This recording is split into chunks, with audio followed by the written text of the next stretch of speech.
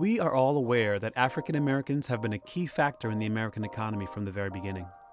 Without slave labor, America may not be the world power that it is today. What is not widely known is that slavery of and by all races had been responsible for the world economy across continents in the Middle Ages, and that North Africans in the Mediterranean were enslaving white Europeans, Russians, and Balkans in addition to West Africans during the era of the trans-Saharan slave trade. In fact, white Christian slavery was more prominent among Muslim slave owners in North Africa. However, Africans became the slave of choice as European countries began abolishing slavery as early as the 1100s. African slaves were also regarded as more resilient and considered exotic.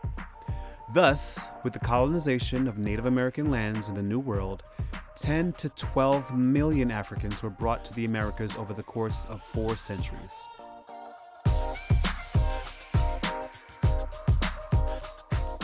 As the abolitionist movement to end slavery grew in the 1800s, most northern states in America grew opposed to slavery, while the southern states heavily relied on it during the antebellum era.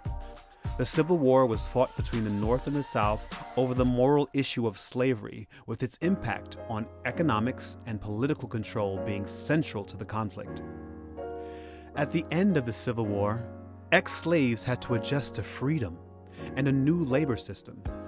By this time, coal was becoming a primary source of energy in the United States. Coal mining employment increased rapidly in the late 1800s. Poor economic conditions and safety in the mines led to strikes as unions for coal miners started to form. The principal grievance in every strike had been about inadequate pay. Companies then began using newly freed African Americans and immigrants as strikebreakers, promising good-paying wages and free transportation to job sites across the country. African Americans had not realized they were being used as strikebreakers until their transports arrived. White strikers then made the conflict about race between white and colored miners instead of focusing on the issue of wages and poor working conditions between the coal companies and their employees. The white strikers expended more of their wrath on black workers and less on the coal operators. This animosity lasted until the unions began to integrate, and white Americans, African Americans, and immigrants stood together against the coal companies. Where'd you find him? He come right up on the steps. They told me that CE Live is where the union men's meet. So? I got business with the union. That's so. What's your name, son? They calls me Few Clothes. I didn't come here looking for no trouble. The men's got to eat. So why don't you go eat back where you come from? They told me that there was jobs here. Go home, nigger. Goddamn scab. You watch your mouth, Peckerwood. I've been called nigger, and I can't help that the way white folks is, but I ain't never been called no scab. And I ain't fixing to start up now. I go ton for ton loading coal with any man here. When I do, I expect the same dollar for the same work. You get out of this holler alive, son, you'll be doing good for yourself.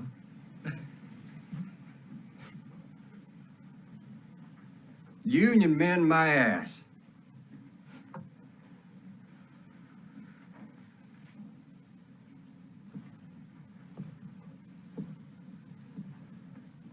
You want to be treated like men? You want to be treated fair? Well, you ain't men to that coal company. Your equipment, like a shovel, a gondola car, a hunk of wood brace. They'll use you till you wear out or you break down or you're buried under a slate fall, and then they'll get a new one. And they don't care what color it is or where it comes from. It doesn't matter how much coal you can load or how long your family has lived on this land. If you stand alone, you're just so much shit to those people.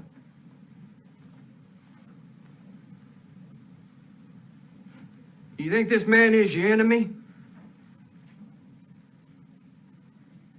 Huh? This is a worker. Any union keeps this man out ain't a union. It's a goddamn club. Now they got you fighting white against colored, native against foreign, holler against holler. When you know there ain't but two sides of this world. Them that work and them that don't. You work. They don't. African Americans are known to have participated in labor actions even before the Civil War. They played a dominant role in the caulking trade, and there is documentation of a strike by black caulkers at the Washington Navy Yard in 1835. Caulking was of great importance in shipbuilding, for a ship was not fit for service unless it was caulked to prevent leaking. The formation of American trade unions increased during the early Reconstruction period.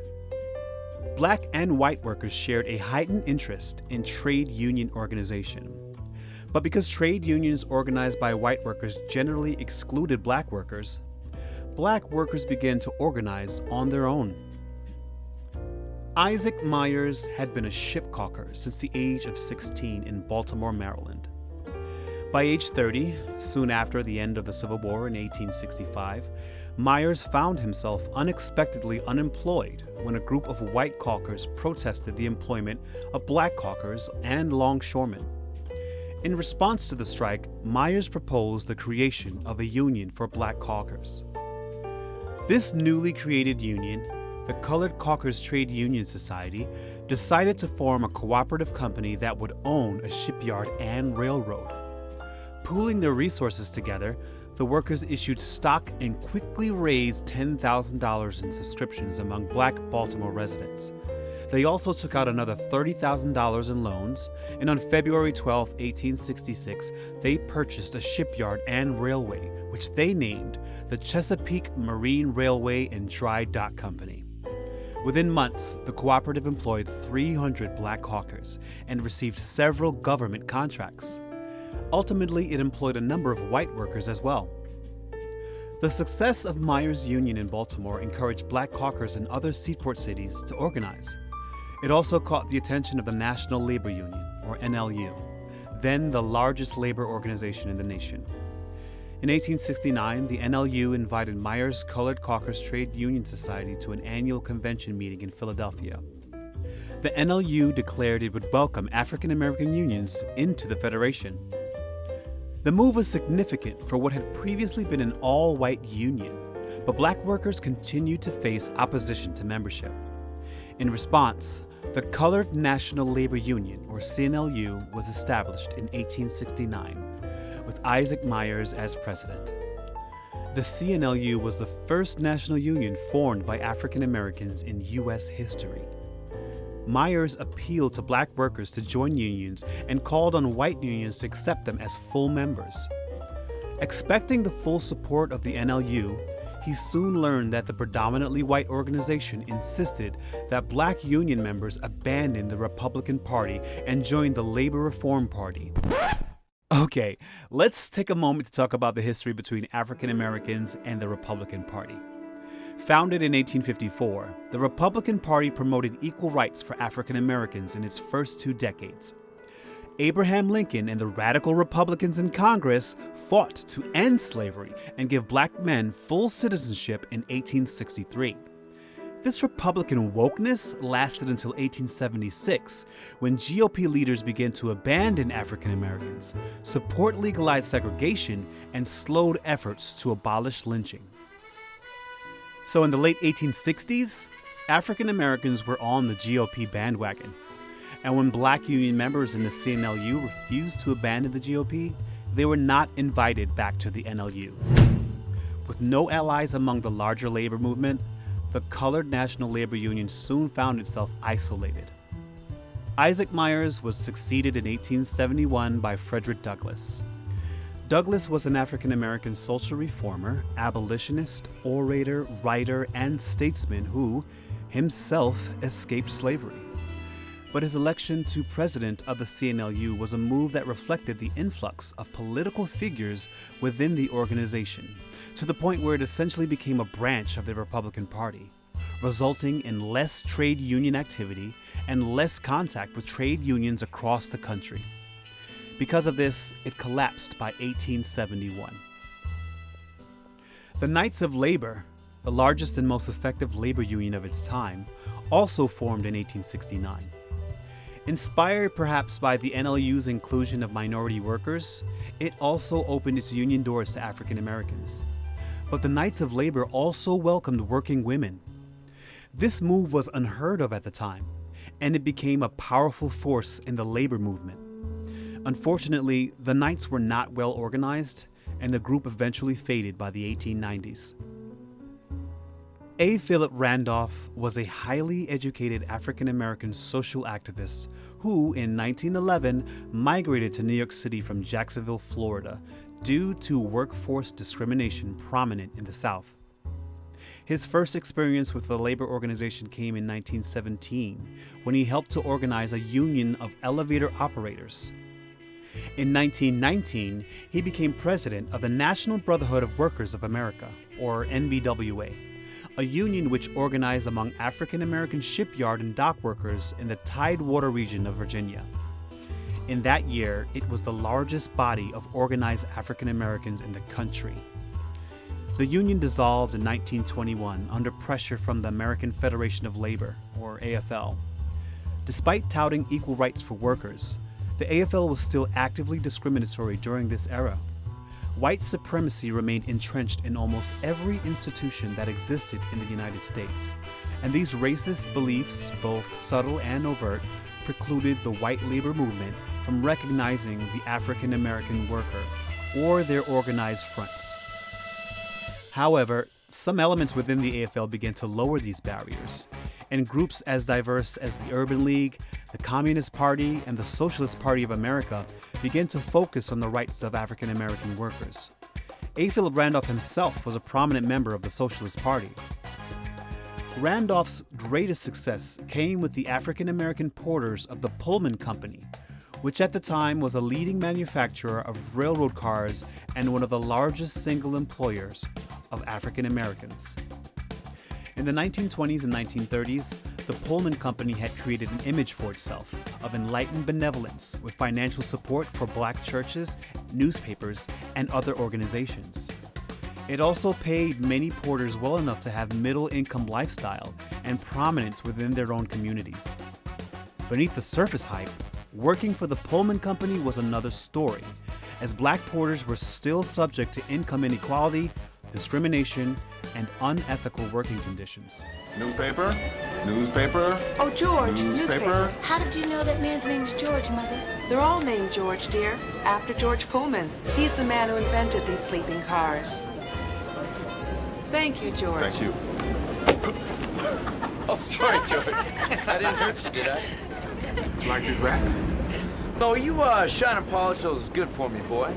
You do a good job and there'll be a tip in it for you. Is there a problem, George? George, is there a problem?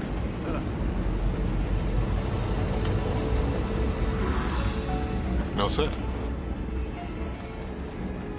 Meeting secretly on a summer night in Harlem, 500 porters, led by A. Philip Randolph, organized the Brotherhood of Sleeping Car Porters, or BSCP, who elected him president in 1925. This was the first serious effort to form a labor institution for all attendants of the Pullman Company. Pullman had been actively suppressing and engaging in retaliation of anyone trying to organize its workers. After Randolph's initial success of gaining 51% of porters enrolled within a year, Pullman continued to retaliate with violence and firings. A major strike organized by the Brotherhood of Sleeping Car Porters was called off after the company convinced the National Mediation Board, or NMB, that the porters did not have the power to disrupt service. Pullman spread rumors that 5,000 replacement workers were ready to take the place of BSCP members. As a result of its perceived ineffectiveness, membership of the union declined heavily. Then came Franklin D. Roosevelt.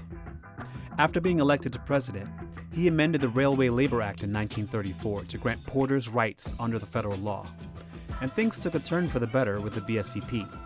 Membership skyrocketed, and the Pullman Company was forced to begin negotiations within a year. By 1935, the Brotherhood of Sleeping Car Porters was certified by the National Mediation Board and won a charter from the American Federation of Labor, earning the title of being the first successful labor union organized and led by African Americans.